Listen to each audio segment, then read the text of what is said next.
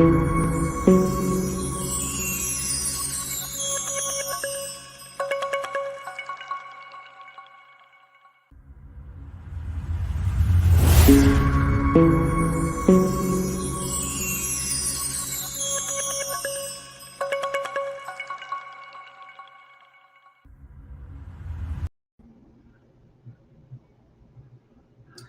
everyone, welcome to UMD Media. The weekly H panel starts now. We are live on YouTube, LinkedIn for the first time, Twitter, and on a couple of Facebook platforms. Those who are following us, please share, like, so that we have more viewership. The H panel starts now.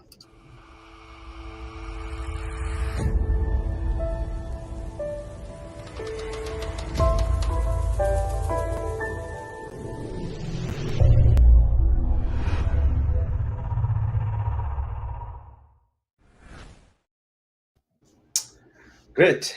Today I'm again happy to have the full house of the panelists here on the show.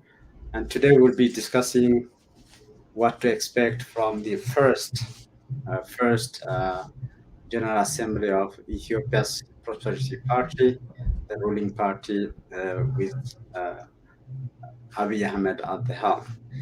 But as usual, we will start with what stood out for our panelists over the past 7 days since our last H panel.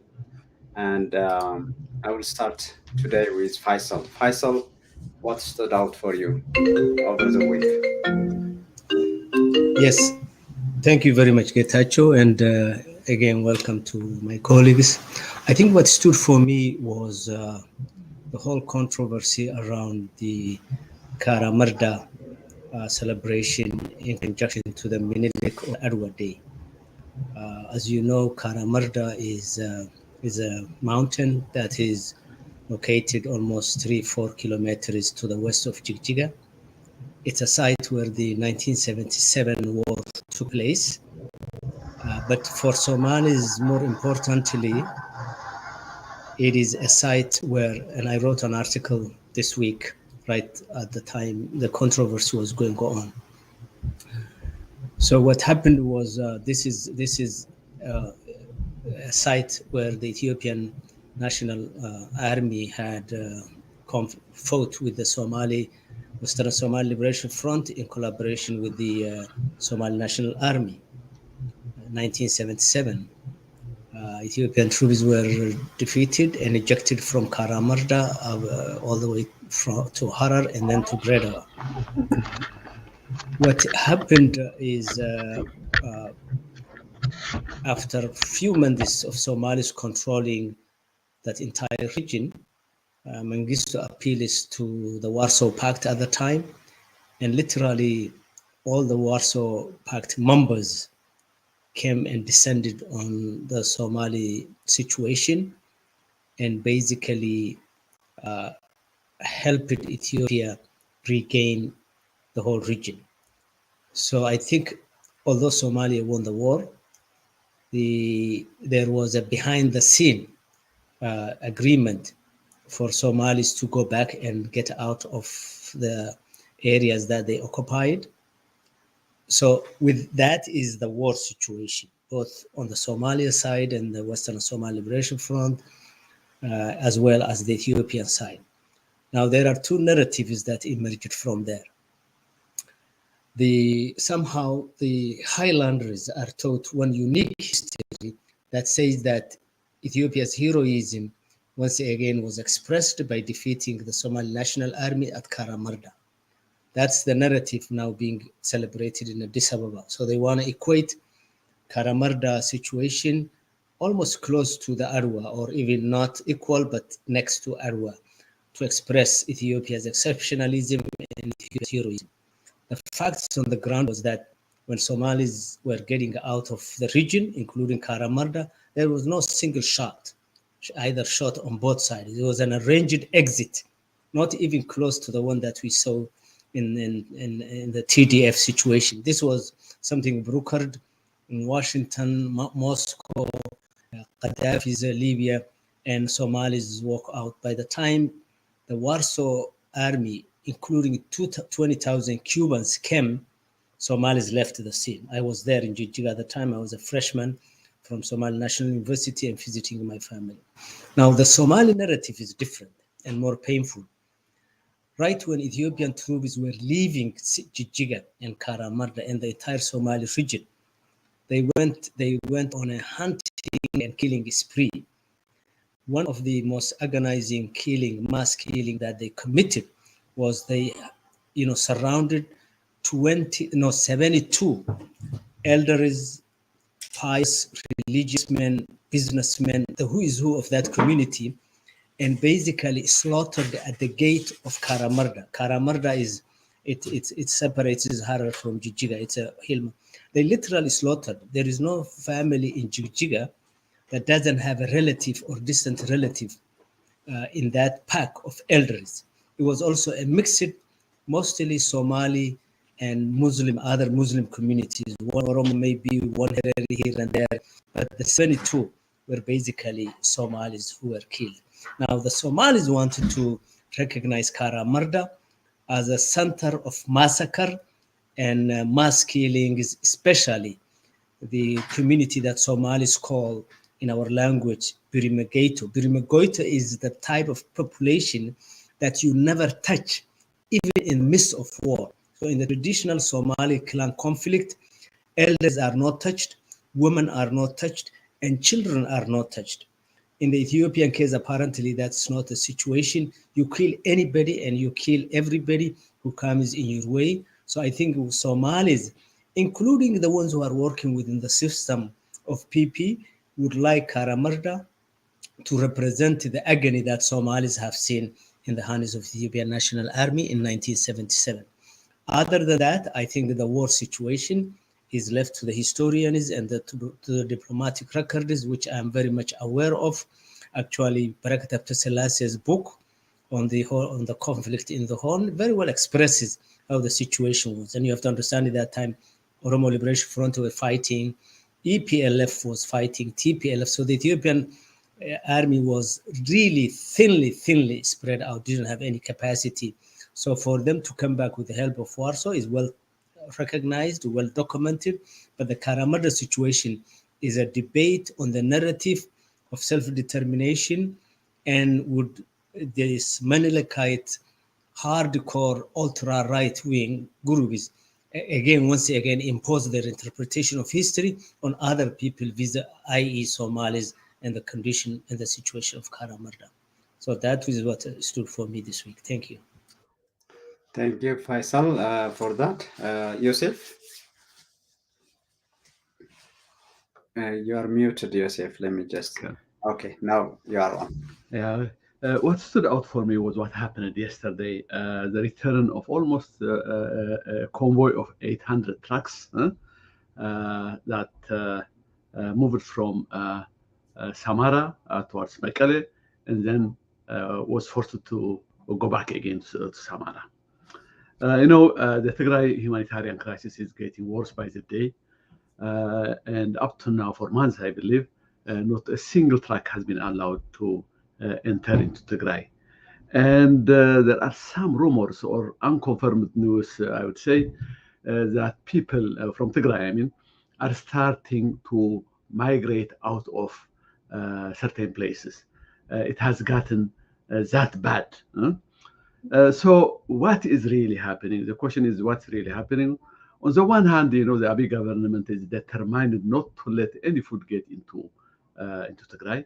On the other hand, it's conducting a peace process, probably a prolonged peace process, if it goes the way it wants it to be done, so that Tigray will be totally weakened and almost surrender, at the end of this peace process.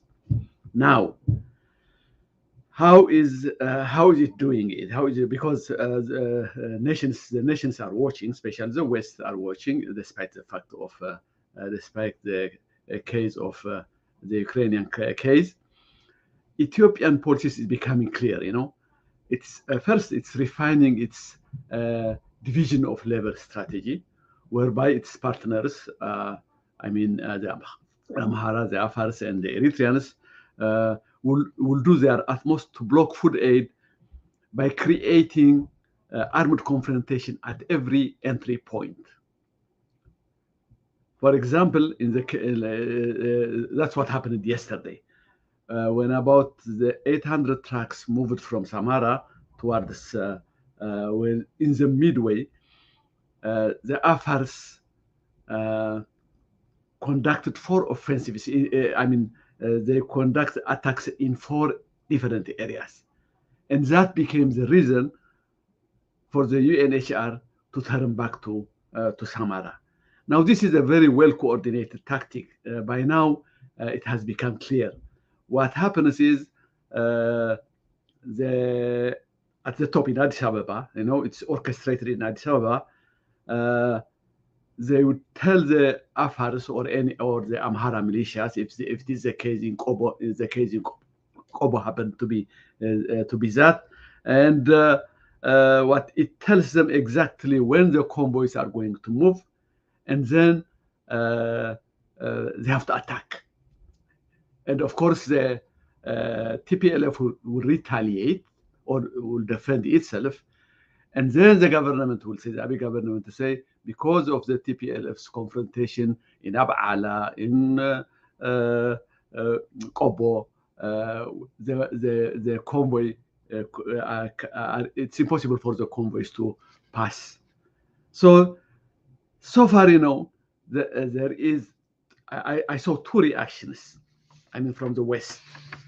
I think the US government has come to realize that this trick, Samantha Powers, for example, fully realized what Ethiopia is doing. In one of its tweets, it says that tracking means more food for war-torn Tigray.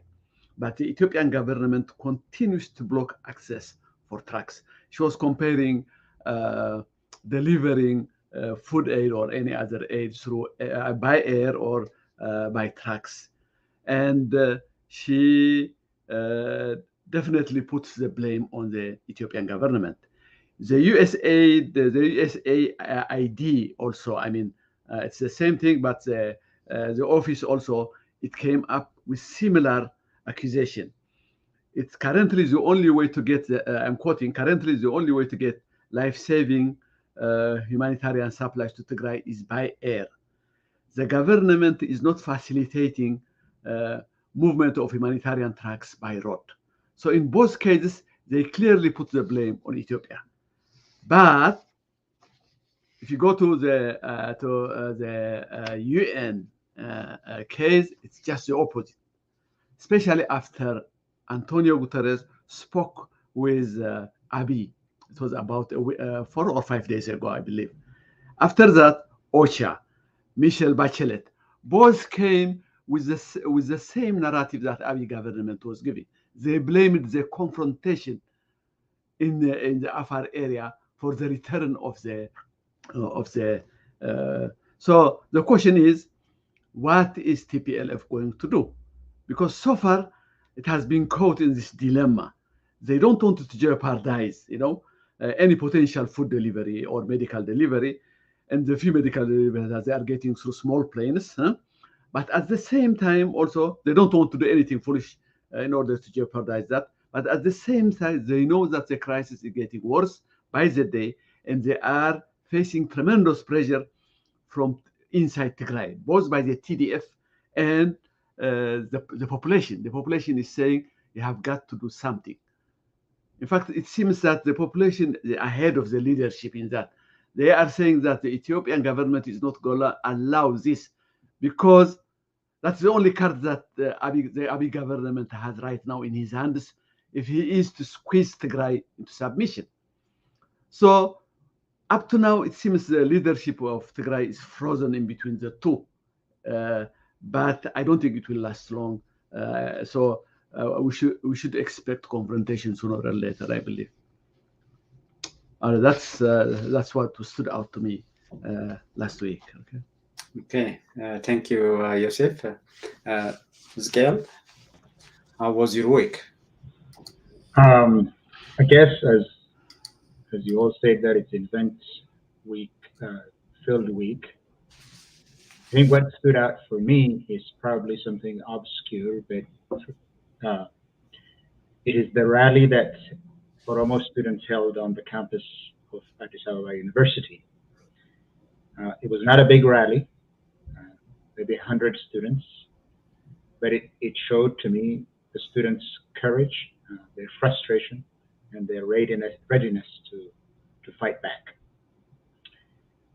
Based on what they were saying, that is on the chants and the slogans that they were repeating, it presaged something important is happening in that country, without any reference to the multi-dimensional crisis that the country is embroiled in. Simply selecting some of the things that the chants that they were and the slogans that they were repeating. One of them was that they'd say, "Let our voice be heard." It goes without saying that the country does not allow any opposition, not even saying something bad about the leader. It's a lèse-majesté. But this idea of let our voices be heard is reminiscent of the Muslim resistance movement that first challenged the EPRDF's grip on power, shattered its aura of invincibility, and opened the way for the subsequent uprising that culminated in the end of the EPRDF regime in 2018. Second slogan is they were repeating was that we are Oromo. They say we are Oromo. And in recent years, there has been an incessant effort to erase the Oromo identity. This sounds like counterintuitive, but it is happening.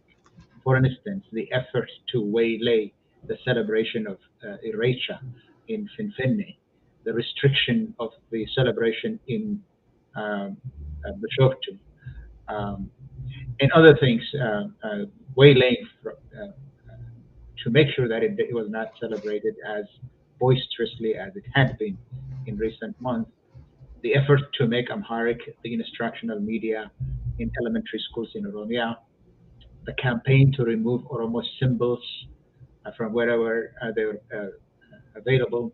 All of these were efforts at erasing the Oromo identity. And when the students are chanting "We are Oromos," they were asserting that in reaction to this effort, that the Oromo nation would not accept the return to the second-class citizen status of the assimilationist imperial era. Another slogan was that they were saying that Oromo isn't a security threat, or we Oromos are not a security threat.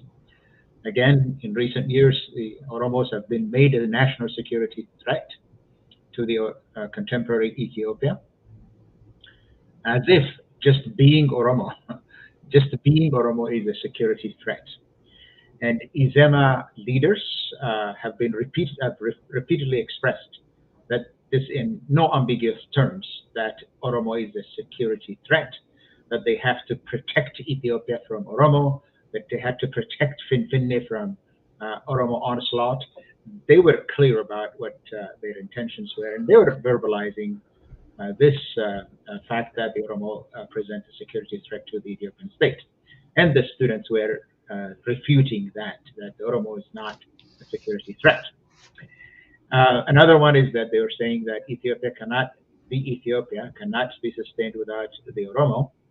Of course, also that goes without saying, but what the students were chanting, that Ethiopia did not exist as a country without the help and participation of Oromo in the country's political life, and it will not be a viable country without or by excluding the Oromo. And this is a harder reality that they were trying to drive home so that the Ethiopians should swallow. I think these are significant. There are many things that they say, but this is significant in several aspects. I will underscore that and then end. That these are the successors of the Cairo generation that fought the EPRDF for 4 years and paved the way for Abiy Ahmed's ascendance to power. Now they are expressing that their cause has been betrayed and they have had it. The rally was also significant in the sense that the humiliation, the condemnation, and the downright denigration of the Oromo nation has gone beyond what is tolerable. It was uncalled for in the first place, and it cannot be sustained in today's Ethiopia. The rally showed the anger over the treatment of the Oromo, the killing, the maiming, imprisoning, and the gradual obscurantation of the Oromo nation has now boiled over. This puts notice to the ubiquitous Oromophobia in Addis Ababa and around the country, that this cannot simply be let to happen without any resistance. The rally also indicated the hope for a peaceful and incremental change that was promised in 2018 has not only ended, but it is buried and entombed. But the notion that the PP Oromo leaders would use the Oromo people as a reserve force that they can tap on when they like, and trash when they don't, also has come to an end.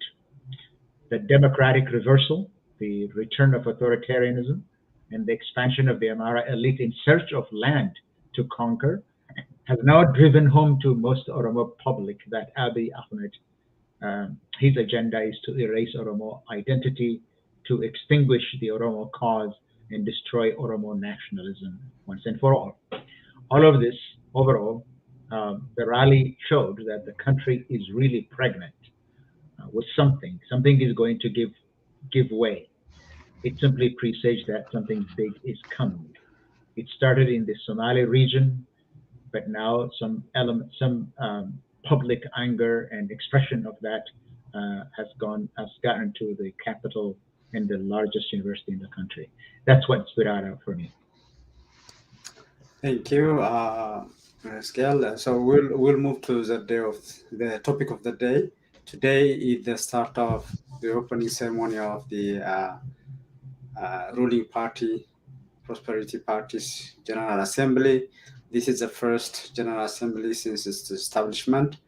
Many are questioning actually the fact that it was allowed to compete in the last election without fulfilling the formalities. And it's also the day where a very gruesome, disturbing video surfaced on social media today, where Ethiopian soldiers in Amharic, while burning Tigrayans alive, were speaking. This is a direct quote from the video. He is still alive. Get burned. Roast him. It would be good to eat him with injera. This is a staple food in Ethiopia. Or no, better to have him with bread. This is direct quote from the video that surfaced today on social media. Many people are disturbed by this, and it's not the first time to come out. But at the same time, this is a day where the Prosperity Party is holding its first ever General Assembly. So what to expect from this General Assembly? Faisal. You are muted, Faisal. Thank you very much. And this gentleman that's speaking, Elias, is a brother or friend of mine who is now the most powerful finance minister in Djibouti. It's good to see him there. So I watched the celebration, and I think that video you just circulated is one of the rare videos that I couldn't watch of all the atrocities that I have seen in life. This was just gut-wrenching. I couldn't watch. So maybe we can come back to that later on. But as far as the PP gathering is concerned, there was a lot of fanfare, and it was a huge party, flashy. Aside from that, there was the absence of what I think Somali and Eritrean delegation. I hope I'm correct on that one. That was notable. What was also notable was the presence of Iqbal Shabazz, the Indian South African who was representing, as he said, South African Congress. and I know him and I debated him in 2007. He is a big supporter of Somaliland's search for recognition in the world. He's also the author of Somaliland, Africa's Best Kept Secret, a challenge to international community. So it must be recognized that I think him quoting the Somali proverb, which said that Orwellian, that you have to be either you have to be a mountain or lean on a mountain in order to get power, was a phrase that Abiy, again, to my surprise, quoted, saying that Ethiopia needs a mountain to lean, although he changed it and said we have to lean to our own people. Let me go to the substance of of the uh, the convention and the document that they were using, which was the political program that PP released. I think I have seen a huge and serious issue that people probably didn't pay attention to, even when I talk to Somalis.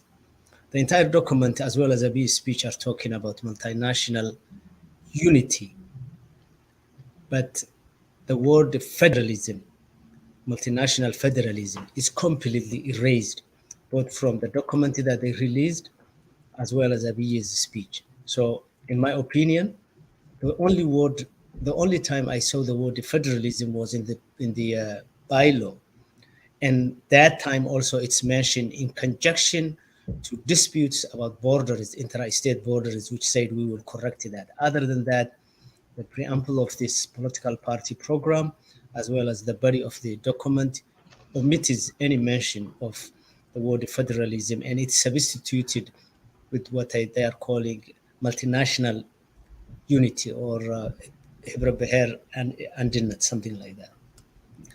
The document also recognizes the good things that EPRDF did, while it also admits that they will also correct the wrongdoings. It also extols the 4 years and what it has acquired under Abiy, but no proof has been shown. I think it's very difficult when you read that document, but at the same time look back at what's happening in the country, the war in Tigray, the uprisals and war in Oromo, the disappointment and famine both in Somali region and in Oromia. I mean, it is just you will say that the people who have written that document had had folded their eyes blind to make sure that they don't see the reality around. They also claim that PP as a party follows the established tradition of democratic culture and attained some real democratic results within a short period of time. But when you look at the structure of the party, it's more of a archetypical autocratic system, and really more of a North Korea. I kept, while I was reading the document and listening Abiy, really images came to me, people like Jawar and Megale Garba and the others that I don't know, who are lactating and dying and getting sick in the prisons. And here is Abiy talking about achieving democratic culture in a short period of time and observing the rule of law. But everywhere you look at it, including that video that you shared with us, Getachew, you wonder if this document and Abiy's speech was just a feel-good kind of thing, or it's speaking to the hearts and the objective realities on the ground. It's up to the viewer to really evaluate that. But as a viewer and a reader of that document, I see no connection between the political program that PP has prepared and Abiy's speech, as well as what's today going in Ethiopia. As a matter of fact, it's a testimony for me to just outright,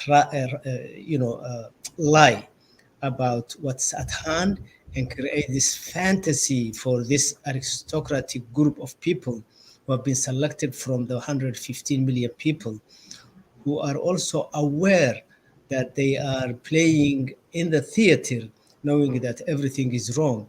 I think it was just a showcase. In terms of the document is or political party program is called for where it stands. It calls for a neutral position in the affairs of the world, and they say that is neither left nor right leaning position. Also, one of the fallacies and dreams that I have seen in the document comes from Abiy's Pentecostal persuasion, which he says that our ultimate goal is to make Ethiopia the country of rich people. Rich people. I mean, even America doesn't say that. So for him to say that we are making Ethiopia the country of rich people is really a sad story to show you how he's lost in a dream ocean. Also, I think when you go to the economic portion of the program, it's just a cut and paste kind of World Bank reformist approach, talking about finance reforming, talking about regenerative agricultural upgrading of the system without ever dwelling on why close to 18 million people of Ethiopia's lowland people are facing one of the worst famine in the country. Nobody mentions the death toll that has been taking place in Somali and Oromia region, not to mention the other regions where the conflict is raging, such as Tigray, Afar, and Amhara region. As a Somali, and I was surprised that Adam Farah is sitting next to Prime Minister Abiy. He completely has, as a community, he has been ignored, because when you go to the economic section of the political program, it talks about Ethiopia as a country that is really more or less a country of agriculture and more of a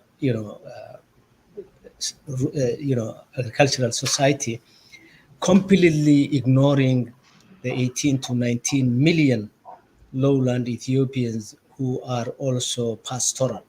As a matter of fact, there is an entire section of the political program that deals with urban sector. And when I looked at the numbers, the urban population of Ethiopia is more or less the same as the rural, as the pastoral section. But there is no mention of the pastoral community, which is really the most difficult. There's one or two lines when they're talking about the political program, but in the economic section of their political program, the pastoral sector has been ignored, despite the fact that Adam Farah was sitting next to the prime minister. And probably when they were drafting, these full Somalis were sitting next to them and probably didn't even understand the complexity of how political program is developed. I was very sad as a Somali to see that. In conclusion, I think what we have seen from the political program, I read also the detailed reformatting of the bylaws. I think what we are looking at this point in time in Ethiopia is the accentuation of an autocratic system that did not start with Abiy, but goes back to EPRDF and even the DERG. The structure is the cadres, the lingua that is used, the way conferences like this are conducted. It is really a culture that has been developed in Ethiopia that is more of an autocratic, dictatorial. Ethiopian who are sided with Abiy, or even for that matter during EPRDF, who hoped to see a light of democratic culture, must bury that. What Ethiopia is going to experience, if, as Skial said, the revolt of the youth doesn't really change, is the Mexico-style PRI culture, where one party ruled the country and without a break for about 70 years. If Abiy gets his way with this political platform that you see, with his political program literally substituting and taking in the place of the constitution, because the way that political program is written, it's not really your typical political program or political platform, what we call when you're running for an election. It is really taking the place of the Ethiopian constitution in a way. If that is where Abiy is headed, and if something doesn't happen in the short period of time, we are looking at an establishment of an autocratic system where the government feeds the oligarchy, and the oligarchy knowingly depends on the government so that they support the government, and there will be a very strong structure that will really perpetuate the rule of one man in that country. And that has been the framework that under which this conference was held. Thank you. Okay, thank you, Faisal. Part of his speech today, this afternoon in Addis, was at the opening ceremony of the General Assembly. He mentioned that his party, the Prosperity Party, has over 11 million registered and paying members, and he compared that number of members as well with a combined number of the WPE, that is the Workers' Party of Ethiopia, that rules the country before EPRDF, and the EPRDF that ruled for 27 years. So he said that's more than these combined members. So he was talking about that. Okay, Yosef, All what right. should we expect from this GA? Okay. All right. I think Faisal went to the details, so I will focus on uh, what is the main goal of this commotion, and also focus on the fundamental problem, which also Faisal mentioned. You know, the problem of autocracy. He brought a good example of PRI in Mexico that has lasted for almost 70 years. So it seems if they get their way, they could see the unity that they have in mind, and the centralism that they have in mind could only be kept in the same line that the PRI has done in Mexico. So anyway, let me start. What's the purpose of all this commotion that started before the General Assembly, that's now going on with the General Assembly, that will probably go on for some time to come? What is? I think to me, it's a simple one. They are saying we are here to stay. We are here to govern for years to come. They are also making it clear that there will be no transitional government. Do not even think about it. So in a way, they are not only establishing themselves, with this fanfare, but they are also rehabilitating themselves because of the mess that has been going on for about 3 years. So this, for them, this moment is also a rehabilitation moment. Of course, how do they do it? We have, we have to look at all the things that Faisal mentioned, which I'm not going to do. The facelifting part, that means that it will make them look really good. And then there is a revisionist part. They go back in history, compare themselves with the EPRDF, give some concessions, but now we are doing it better kind.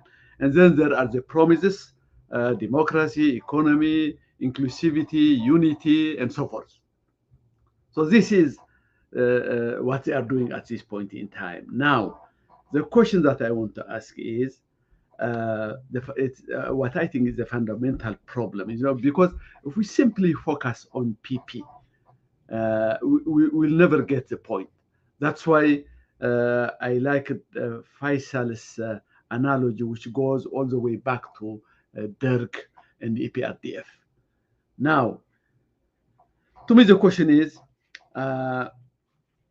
if could we have in Ethiopia, is it possible to have a political party in Ethiopia with a program that cuts across ethnic lines, that could appeal to people across ethnic lines? That to me is probably the most important question that we could ask. The PP, for example, would say yes. That's what the unity fanfare has been the multi what do you call it? Multi-ethnic. Yeah, the multi-ethnic kind of appeal that they are talking about. Is that the kind of thing that genuinely cuts across ethnic lines? I don't think the kind of presence, that they have in all areas. For example, they are in 8 kills, except for Tigray, for example. And could we take that as cutting across ethnic lines? I don't think that kind of presence is a thing that will do it. Now, why? Because this kind of presence is done from the top, it is imposed from the top. It hasn't come from the people from down.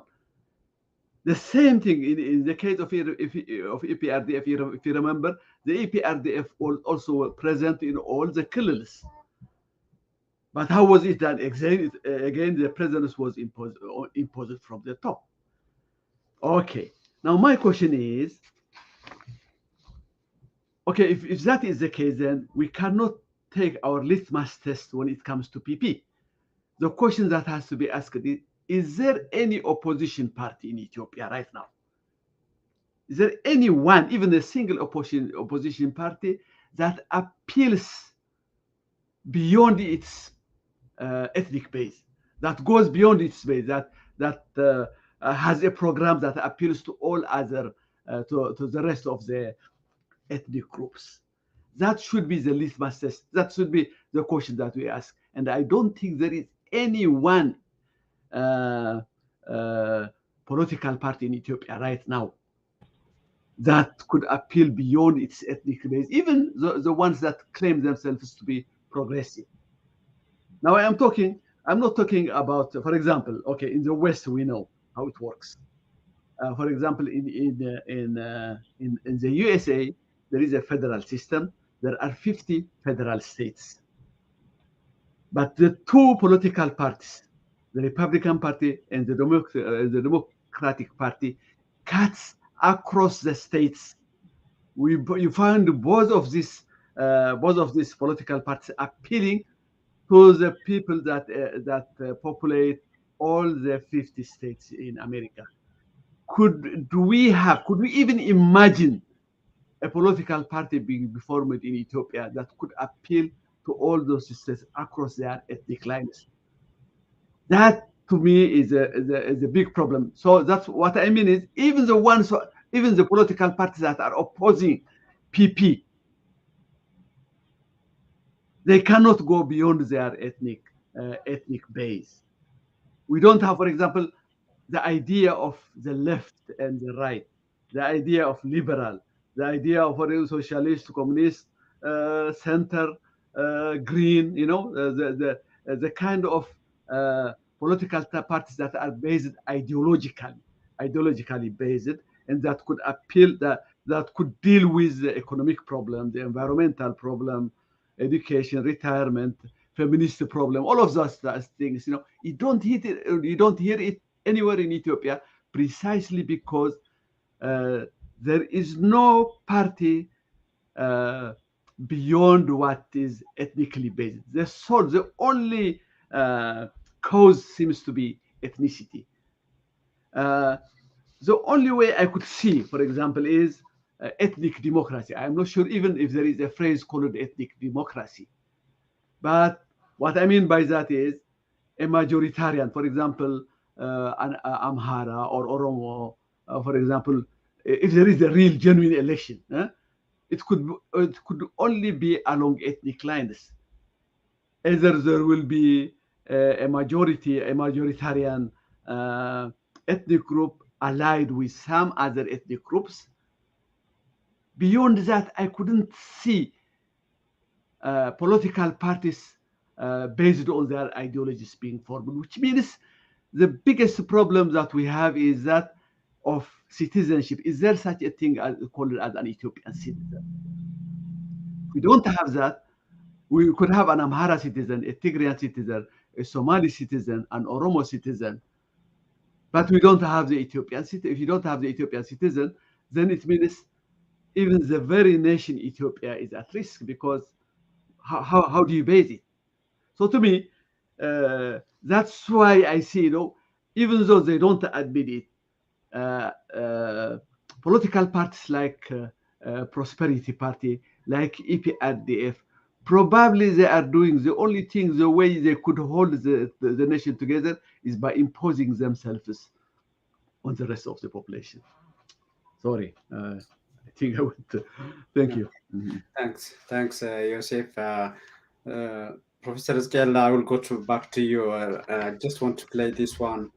One of the opening ceremonies elements was this narration about who Abiy is and what he did over the past 3 years and so on. So just a very famous artist by the name of Baba Shatu, who is known nationally as politician as well. He said this.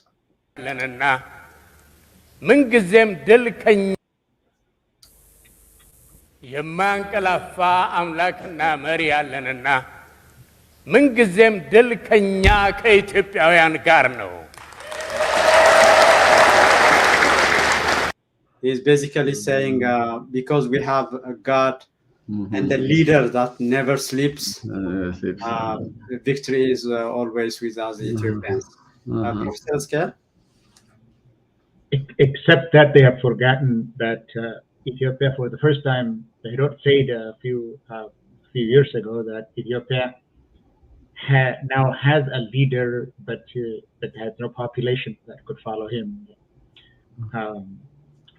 Now, I think this is a serious moment, and I would save what to expect from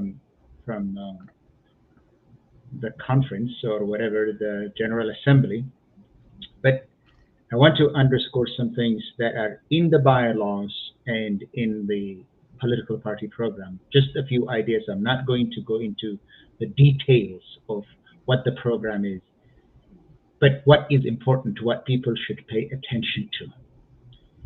In the bylaws, this is a bylaws that is revised and is going to be adopted by the General Assembly. In the preamble, you'd see new concepts that express intentions of what they're about to do. For instance, they say they revised the bylaws, and they give rationale for why revisions were made. It says something like the party needed a new vision and a new narrative. What that new vision and new narrative is the intention. It indicates the intention of reinventing Ethiopia by changing its history and the national narrative. The ethno-national history, the local history, and everything of that sort is going to be muted, and the glorious history of Ethiopia is going to be retold. And that narrative is going to rebuild and reinvent a new country, a new nation. That is what the bylaws is saying, that it has far-reaching implications. But because we don't have time, I'm not going to go into this. But in the bylaws, you would see what the intention is. In the bylaws and in the program, they do refer to multinationality, multinational Ethiopia, or multinational identity. Unity. Yeah, actually what they're talking about multinational identity, this is a new concept. What they're talking about in these constitutive documents is they're unfurling a new concept, a new understanding that's going to be foisted on the Ethiopian population in the coming years. What is this concept? This is not about the recognition of the social fact that the country, Ethiopia, is built of distinct ethno-nations and peoples and nations. That's not what they are talking about when they talk about multinational identity.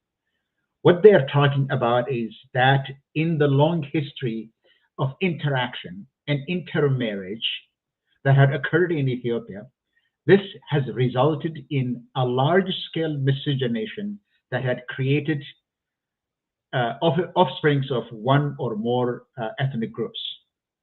What the PP is saying today is, and they estimate that the size of Ethiopian population of mixed parentage is more than 50%.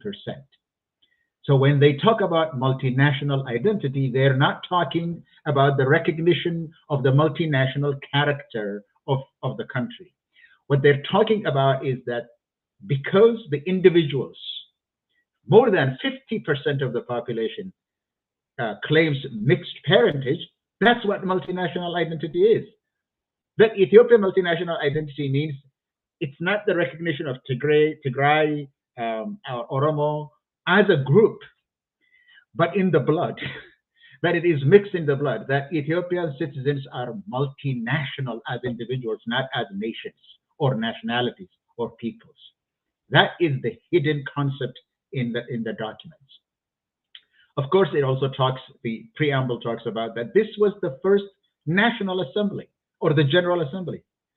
I could not believe that they recognized that this is the party's first National Assembly, because it gives away the fact that this was a party that was recognized by the Electoral Board, recognized before it had held its General Assembly, before it had elected its leaders, its structure, and adopted its constitutive documents. What that simply means is that this is a party that contested elections, won the elections, and formed a government that engaged in, that took over power extra-constitutionally, and then unleashed a campaign of inhumanity last year against its own peoples. It all makes sense.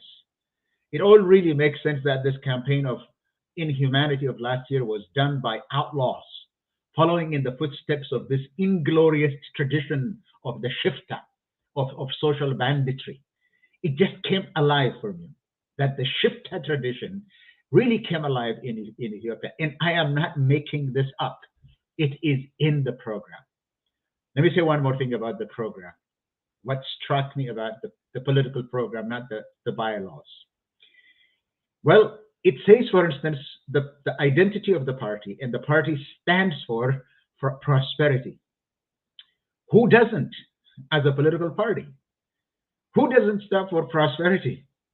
Is that the theme around the party is built, that they want prosperity and they are for prosperity, they promote prosperity and others are not? It simply shows the vacuousness of the political party to promote wishful thinking, to promote the commonplace and the mundane. What party wouldn't want the country to be prosperous? It simply tells you that Prosperity Party is not a party that is built around an ideology or to promote an ideology. It is an empty shell that is simply put together to wrest power and to keep power by any means necessary. Another thing that struck me about this party is how it was full of platitudes and banalities. There is a lot of commonplace. ለሶስት አስርተ ዓመታት ገደማ ሲጠይቃቸው የነበሩ የመልካም I'm so sorry, it jumped. Yeah, it's filled with platitudes and banalities and commonplace. That's what I was saying, that you see references that are bereft of meaning. For instance, the party program states that the party program is built on their belief. They say, on our belief that we are all human beings.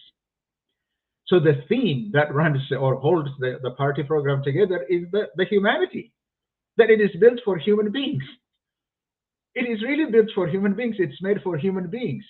That's the organizing theme on which the political, economic, and social security and foreign policy of the country is built. On recognition that this program is built for human beings and not for animals.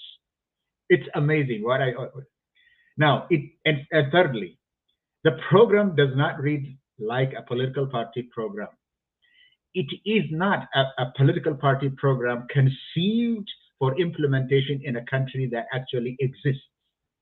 It reads like a program of nation building, when the political goal is building an enduring state, building a strong and legitimate state, building a national consensus, building a democratic culture and democratic institutions, building a neutral and professional security apparatus. This isn't a political party program. It cannot be. This is not a program that can be changed, for instance, by electoral intervention. This is a program to restructure the state, to redefine state-society relationships, to redefine the relationship between the federal and the state government, and to redefine the country's national character altogether. Now, The party also says that it also claims, so the program also claims that the party intends to build a sustainable peace. Well, rest assured, this is a program for a sustainable war.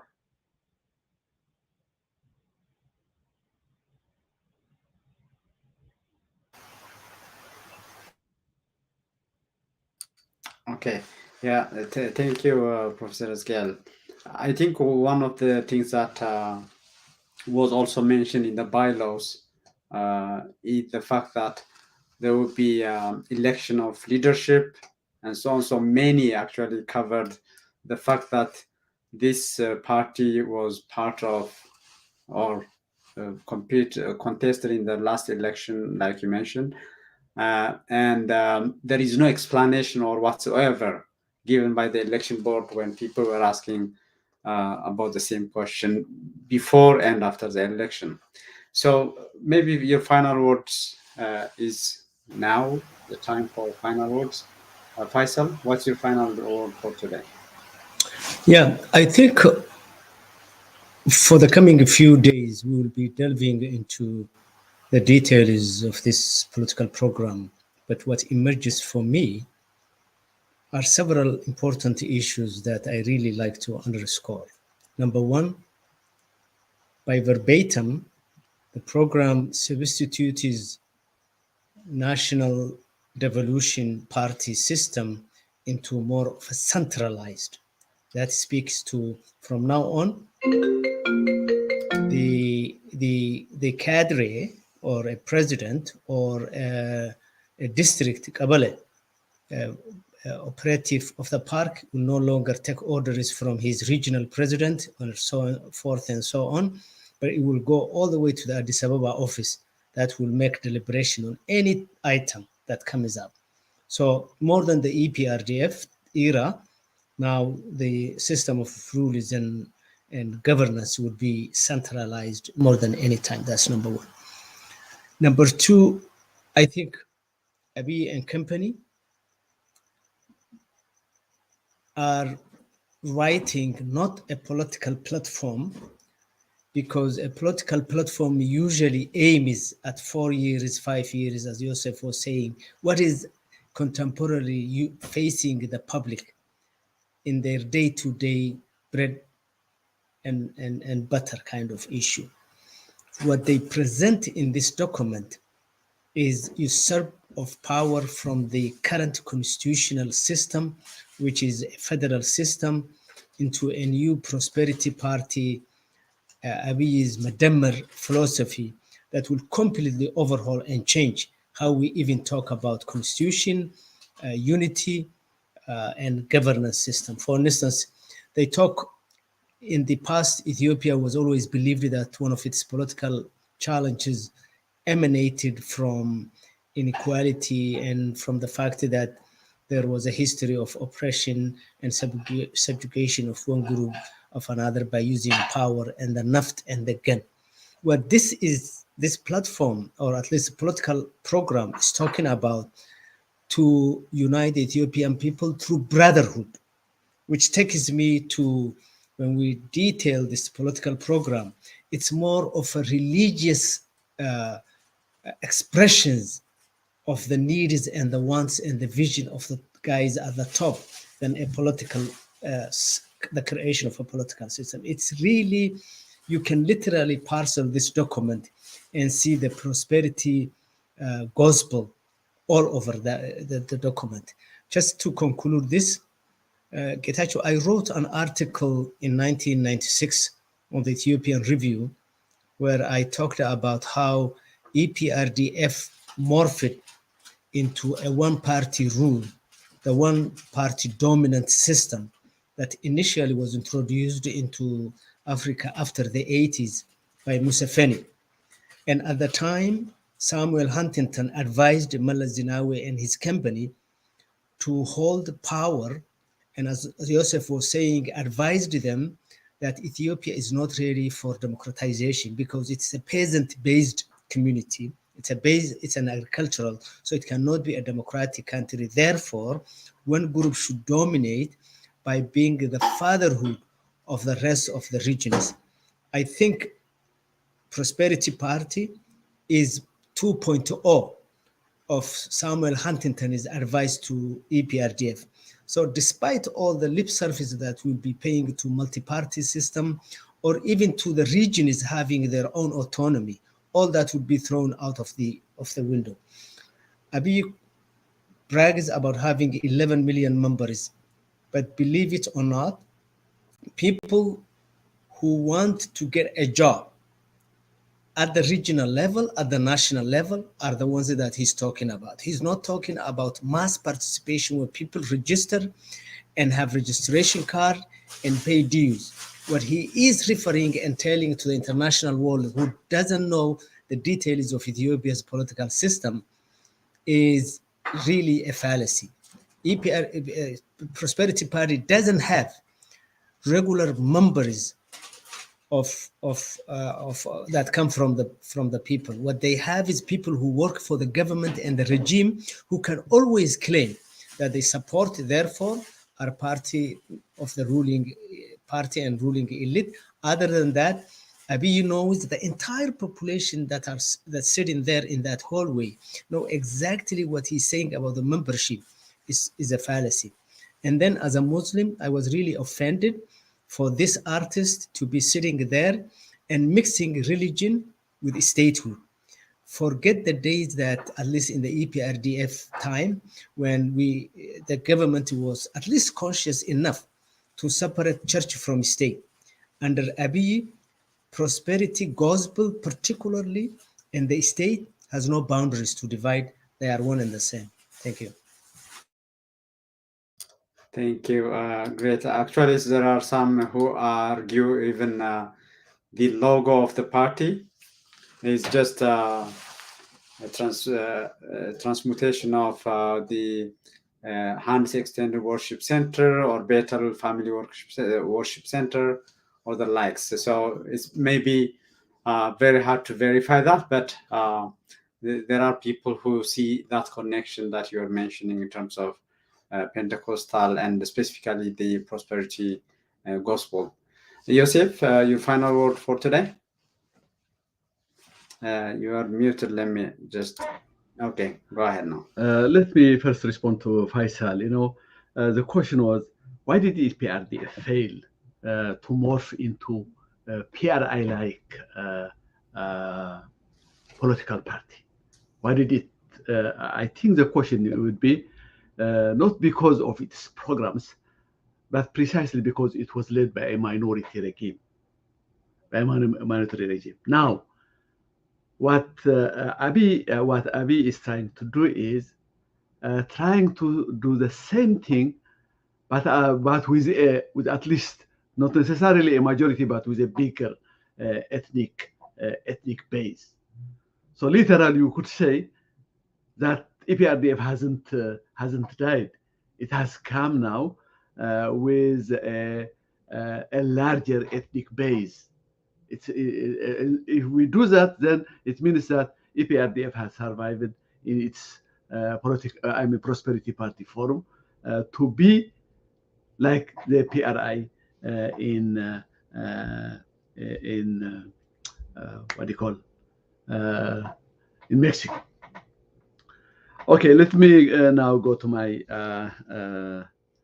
last comment. It has to do with Eritrea. Remember last time I talked about Eritrea in regard to the Russian-Ukrainian crisis, and I mentioned that it was a calculated risk on the Eritrean side to have a protector in the Red Sea region, because it's afraid. Given what it has done in Ethiopia and in Tigray, and given the shifting alliances in the region, Isaias is feeling very paranoid, and he wants a protector. By protector, not like Saudi Arabia, but a more for that has salvaged the Isaias regime to this day. Remember, the TPLF mistake was it it shows a containment policy over regime change policy, and the result is what we are seeing today. The existential crisis that Tigray finds itself now couldn't have happened without the containment policy of the TPLF. Similarly, that's exactly what happened also from the West. When it comes to EU, to the European Union, it is even worse. It was an appeasement policy. Their primary concern was migration. They thought that by appeasing Eritrea, it would somehow stem the flow of refugees that were coming from Eritrea. It never worked, but they never gave up that policy. The US also, it wanted to contain Eritrea through its sanctions and other forms, but it never also entertained the idea of removing Isaias from his regime, from his power. Now, in both cases, Isaias used the timing, in order to make his move. In the case of the TPLF, when Abiy came, he quickly caught the moment and caused the mess that we are finding now in Ethiopia and in Tigray. The same thing happened now. The moment that the Ukrainian and Russian crisis started, he quickly also seized the moment, and he went all the way and voted for in support of the Russian invasion. This was a calculated one, and you could see it again how he has prevailed. Now, I believe the time has arrived for regime change. If the West has taken its lesson seriously, one, I believe the sanctioning Eritrea should go beyond the nominal ones that we have seen so far. The mining companies are the ones that the West should focus. Another one is the arms embargo. But the most important one, I believe, is the US should take a preemptive move. I don't know exactly how it would work, but to undermine Isaias before he installs both China and Russia along the Red Sea. I'm sure that he will give Russia the kind of base it's looking for. It has come out in the open, possibly in Aseb or in one of the Dahlak Islands. And I also suspect he would like to do that with China. He feels that unless he does those two things, he's not going to survive it. So that's again. When I saw the piece on the Economist, it says, "Why is Eritrea backing Russian aggression in Ukraine?" That was the title of the article in the Economist. That was exactly what came to my mind. All right, thank you. Certainly, Eritrea is something we should follow closely in the coming days and weeks. Yes. Prof, your final word for the day? I'm going to just focus on the party convention in Ethiopia and identify at least 3 areas of what to expect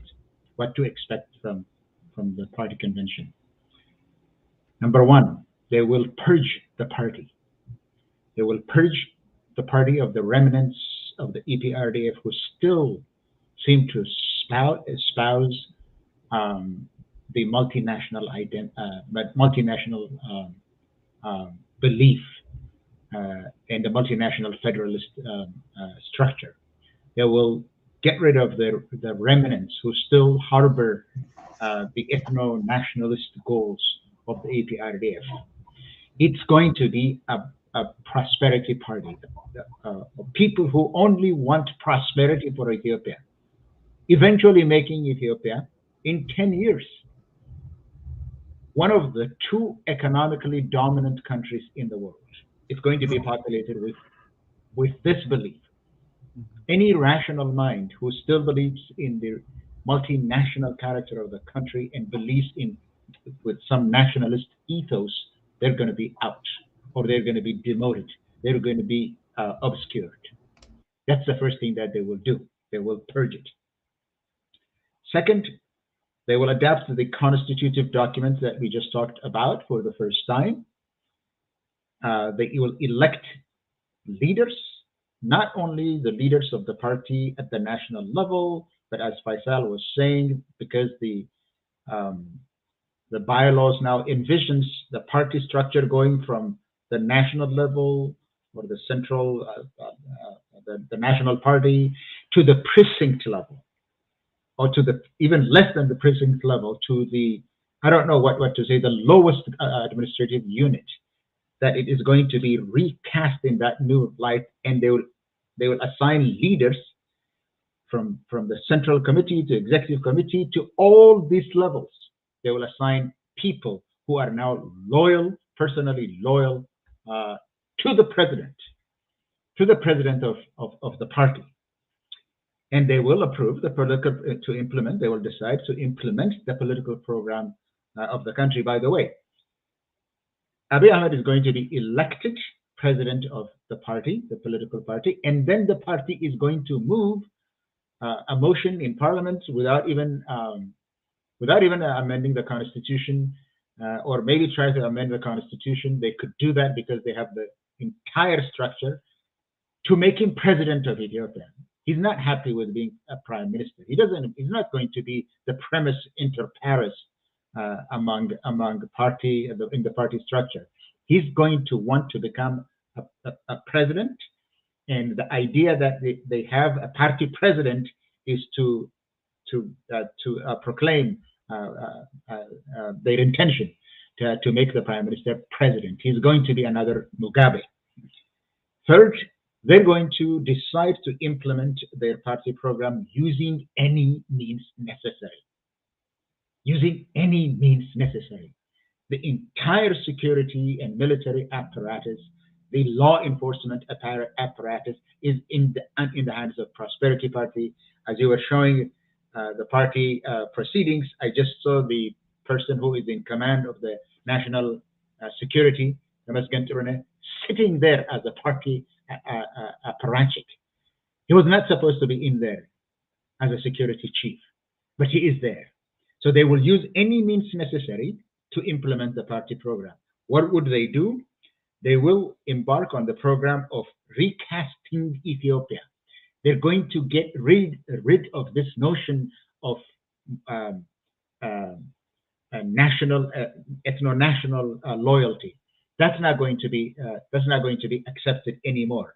They will return Ethiopia to its assimilationist imperial character, with the new president playing the role of the emperor. They will use the national dialogue. They will promote in the national dialogue constitutional revision, or maybe rewriting the constitution itself. That they will do. They will decide on that. They will continue to use the forum of the national dialogue to change the constitution. And thirdly, they will change the multinational federalist structure. Let me say this about what that means.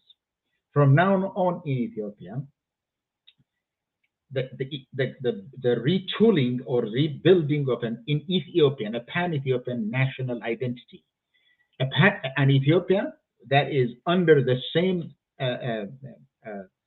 character, the national character, is the only Ethiopia that could play continental and global role. Nations, nationalities, and those kinds of parochial identities are not going to be tolerable.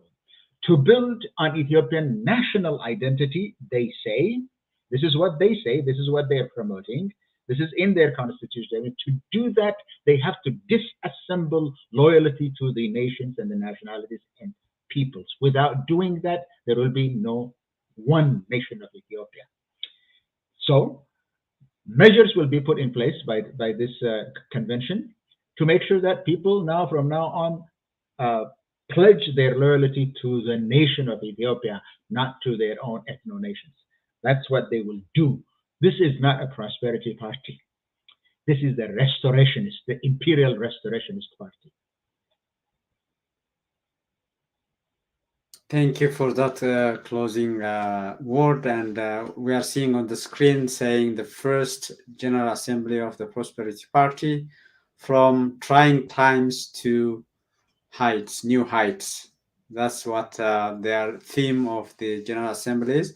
I think with that we'll be tracking and we'll be following what happened, and this General Assembly is continuing for another 2 or 3 days, I guess. So when we meet next week on Friday, we'll have what transpired in that, and of course beyond the General Assembly as well. Thank you for your insight as usual, and I hope to see you again next week. Good night from here. You have been following the UMD Media's weekly H panel on Facebook, YouTube. I think we had issues with Facebook the last maybe 15 minutes or so.